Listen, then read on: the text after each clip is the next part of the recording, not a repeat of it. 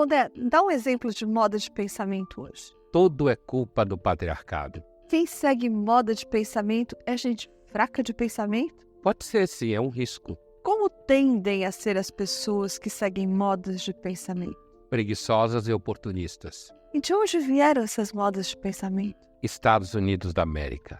Pondé, quando a gente fala em modas, normalmente a gente está se referindo a hábitos, a comportamentos. Só que hoje a gente vai falar sobre modas de pensamento. Explica isso aí. Primeiro de tudo, uma moda de pensamento não tem a ver com aquele pensamento não ter valor enquanto tal, né? A ideia de moda de pensamento tem a ver com o fato de que aquele pensamento é repetido o tempo inteiro. E ele acaba sendo utilizado para quase todas as coisas. Ele acaba sendo utilizado como a explicação de tudo, entende? Então, isso é a primeira coisa importante de entender. Então, seria quase como dizer que moda de pensamento não é uma expressão que se refere à qualidade, mas se refere à quantidade. E aí você repete. Então, é claro, você falou, existe moda de roupa, né? Moda de comportamento. A moda de pensamento é você pensar, que a gente vai discutir ao longo do programa, sei lá, as 3, 4 coisas que está todo mundo escrevendo, todo mundo falando. É uma espécie de derivado daquilo que o jornalismo chama efeito rebanho. E o fato de se repetir essas 3 ou 4 frases, esses 3 ou 4 pensamentos que estão sendo reproduzidos por todo mundo, causa que tipo de dano? Eu acho que isso são vários níveis, né? Primeiro porque alguém pode perguntar, mas onde está a moda de pensamento? Onde ela se realiza? Ela se realiza na mídia, na imprensa, nas universidades, nas escolas, né? Ou seja, a gente pode dizer que ela se realiza nos equipamentos de produção de pensamento na sociedade, né? E os males que ela causa, ela faz com que, por exemplo, você forme na universidade jovens que só explicam tudo a partir daquelas 3 ou 4 ideias. Elas acabam se transformando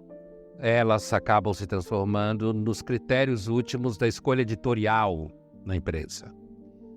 Elas se transformam em alguma coisa, uma demanda obrigatória para quem está no debate público ou no espaço público. Se não falar daquilo, significa que, a priori, você deve ser contra aquilo, certo? Então, esses são alguns dos males, mas, resumidamente, causa um estreitamento de pautas, né? O empobrecimento da semântica, como se fala, das próprias palavras que você usa, porque as modas de pensamento, elas tendem a serem utilizadas como explicação para todo tipo de problema.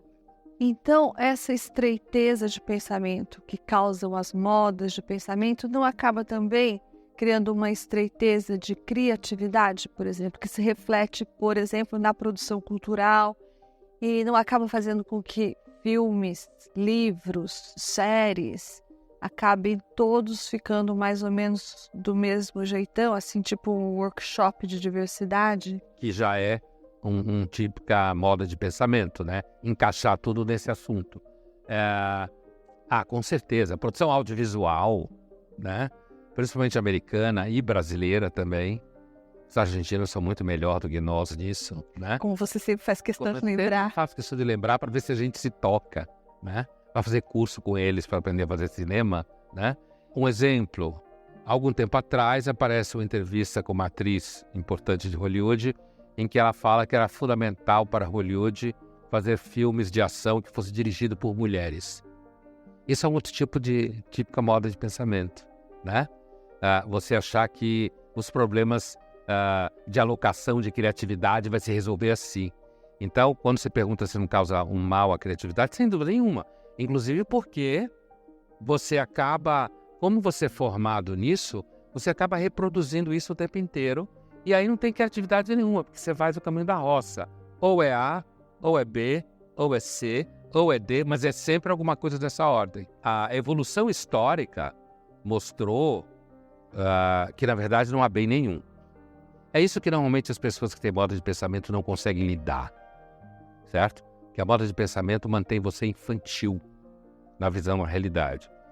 E com relação ao oportunismo, como a gente falava na abertura do programa, é uma das características do quem segue moda do pensamento. É preguiçoso intelectualmente e oportunista do ponto de vista de ocupação de espaço, né?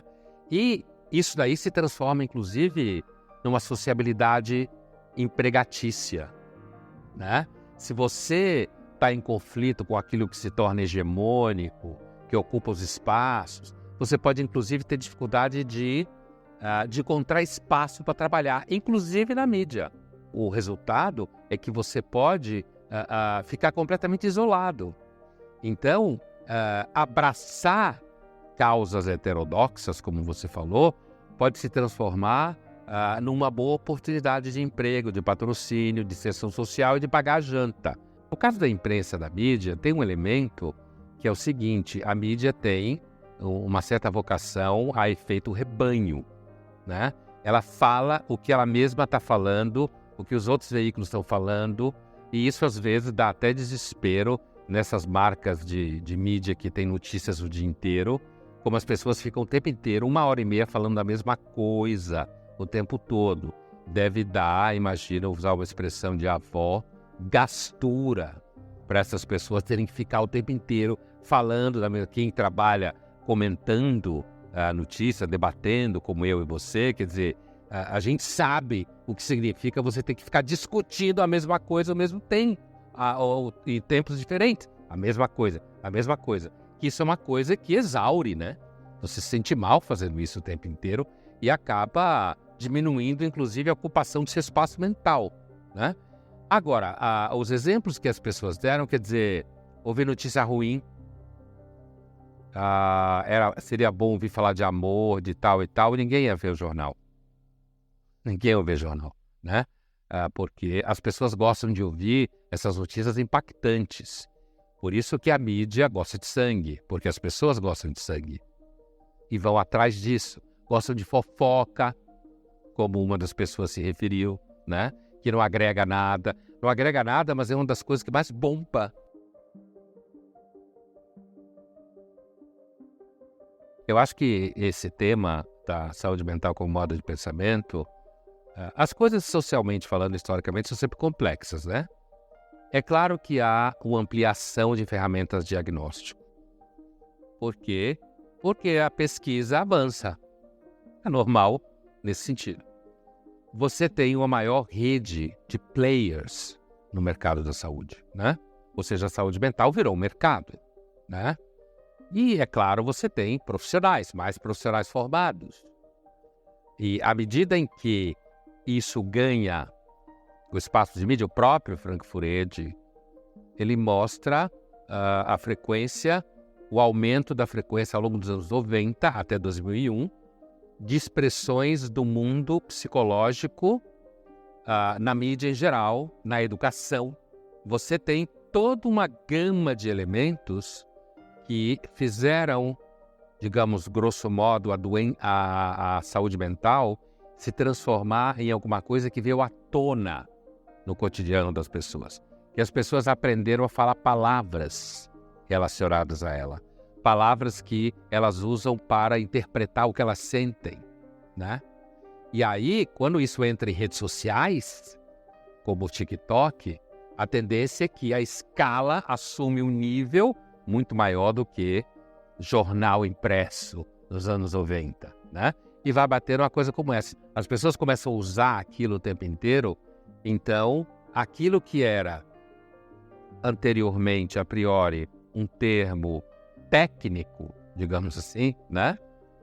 De quem é formado em psiquiatria, em psicologia, psicanálise, profissionais de saúde mental, aquele termo sofre uma inflação.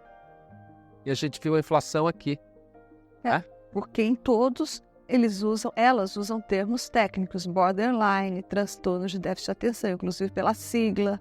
Então, tem uma inflação do termo. A pessoa começa a usar o termo de uma forma que vai bater aqui, e aí tem uma outra coisa que é o seguinte: por que isso vai bater aqui?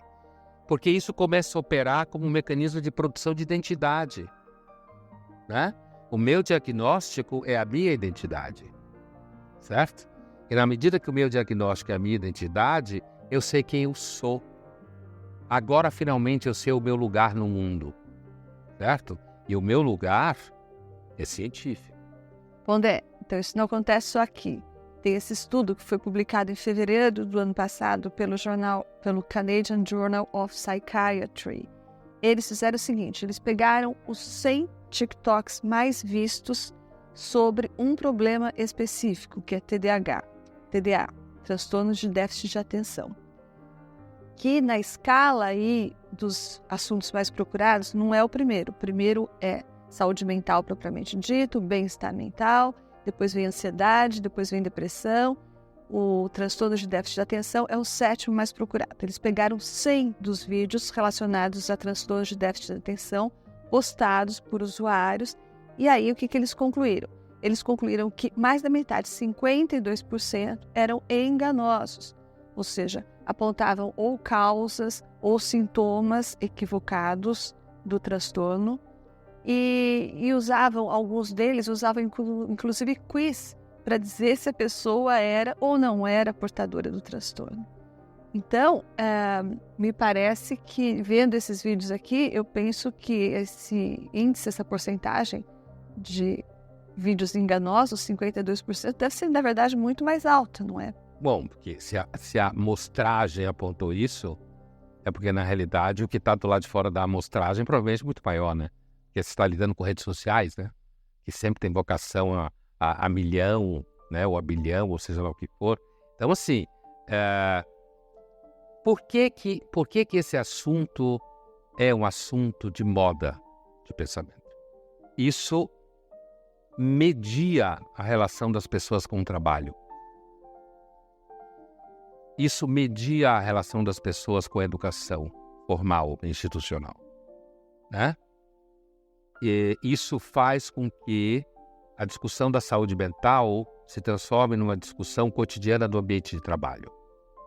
Se antes o RH já tinha que ter psicóloga, ou muitos psicólogos que trabalham em RH, hoje esse assunto ele se transforma num assunto tão premente que a empresa pode ter problemas jurídicos.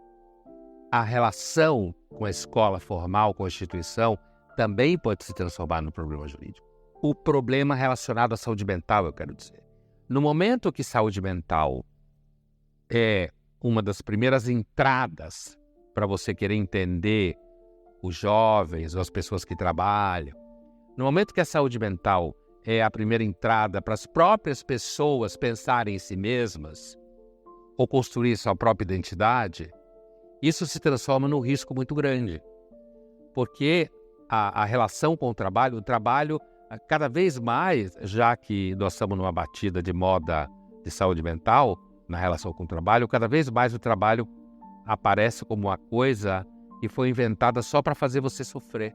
E o Freire também fala que isso acaba fazendo com que as pessoas esqueçam que o trabalho também é uma fonte de prazer. Então, aí que tá. Quer dizer, a ideia de que a gente vê com o suor do rosto, que não é simpático ou não é legal, isso esconde o fato de que o trabalho, hoje em dia, é um dos maiores espaços de realização pessoal. Escolher a saúde mental como uma das primeiras entradas para pensar a relação das pessoas com o trabalho você danifica a capacidade da pessoa trabalhar.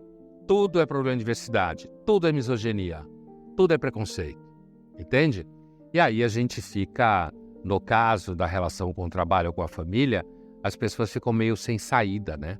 Porque se eu vou para o trabalho e adoeço, eu vou fazer o quê? Se eu precisar trabalhar.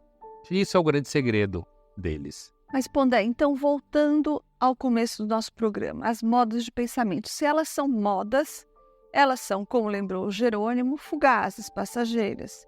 Então, as modas de pensamento passarão? Possivelmente sim, porque outras já passaram, né?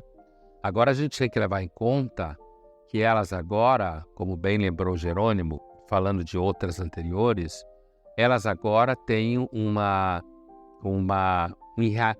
uma penetração na sociedade muito maior do que outras, por causa das redes sociais. Então, a escala delas, né, pode produzir aquilo que em história se fala, uma longa duração de tempo, que não significa necessariamente um tempo muito longo, mas significa, antes de tudo, um lento passar do tempo, certo? Que faz com que o tempo seja longo, porque ele é lento na passagem. Então, essas modas hoje, na medida que elas estão em toda parte, porque elas são produzidas em escala pelo capitalismo das ideias, hoje em dia, elas podem durar mais tempo do que outras duraram. Mas é possível que em algum momento elas desapareçam, sim.